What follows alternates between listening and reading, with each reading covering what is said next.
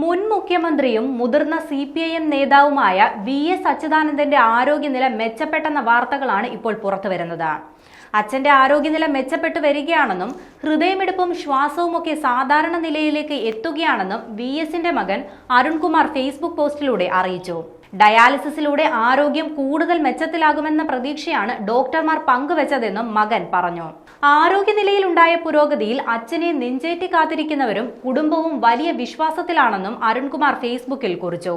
ഹൃദയാഘാതത്തെ തുടർന്ന് കഴിഞ്ഞ ജൂൺ 23-ാം തീയതിയാണ് VS അച്യുതാനന്ദനെ തിരുവനന്തപുരത്തെ SUT ആശുപത്രിയിൽ പ്രവേശിപ്പിച്ചത്. തീവ്രപരിചരണ വിഭാഗത്തിൽ വിവിധ ജീവൻ രക്ഷാ ഉപകരണങ്ങളുടെ സഹായത്തോടെയാണ് VS ഇപ്പോഴും കഴിയുന്നത്. അദ്ദേഹത്തിന്റെ ആരോഗ്യനില മാറ്റമില്ലാതെ തുടരുകയാണെന്നും മരുന്നുകളോട് പ്രതികരിക്കുന്നുണ്ടെന്നുമൊക്കെയായിരുന്നു കഴിഞ്ഞ ദിവസങ്ങളിൽ പുറത്തുവന്ന മെഡിക്കൽ ബുള്ളറ്റിനിൽ പറഞ്ഞിരുന്നത്.